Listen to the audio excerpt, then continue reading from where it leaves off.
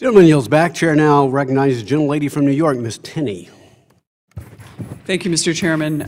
Thank you, Mr. Mulvaney, for your service and for withstanding all this exciting testimony today while we have another... I don't remember the room being this cold. Is it colder down here than it is up there?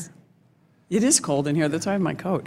But I do want to say I enjoy reading some of your preparatory materials, including referencing Madison in the Federalist Papers. And I always, when I think about who's in charge, I always think about Madison's Federalist 10, which says, "Enlightened statesmen will not always be at the helm."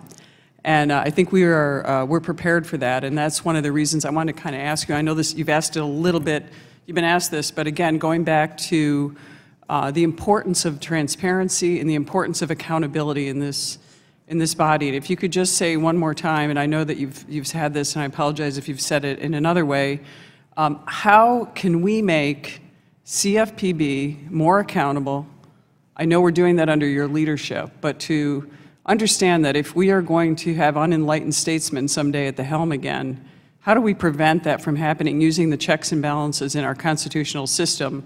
And I know you alluded to appropriations process and bringing us back to the Congress for that.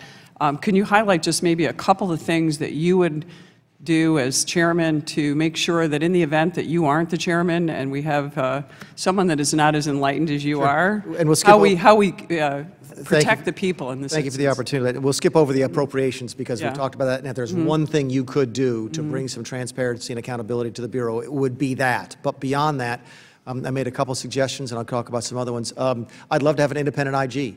I've gotten tremendous service from the Inspector General. I do not mean to denigrate their work at all. I think that we've worked with them extraordinarily well, but they do share us with the Federal Reserve Board. It's actually cost savings to us to have our own IG. By the way, I'm going to go down this list a little bit, and I think y'all have voted on just about all of these, and I think most of them have passed on a bipartisan basis. I'd love to see myself, this position answerable to the President and removable at will, as opposed to just for cause. I think that makes it a lot more accountable. I think what we call applying the REINS Act to our rules would help bring some consistency across various agencies. Keep in mind, one of the things that I think is important is to make sure that when we put out a rule or a reg, we're not doing the exact opposite of what one of the other regulators is doing, so that we don't say you have to do A and the FDIC saying you have to do the exact opposite of A. And right now I don't think there's a very robust method to do that.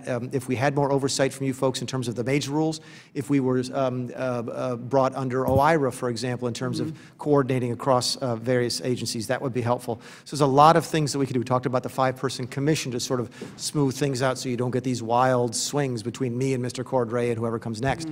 So there's a bunch of things that you can do, a bunch of things you've already done, and I do encourage you to continue to push those reforms as you look at your version of the banking bill, the CRAPO bill that the Senate has passed, because I think now is the time to do it. If you don't do it now, my guess is it could be a long time. Right. And I haven't had a chance to say this earlier, so I want to say this.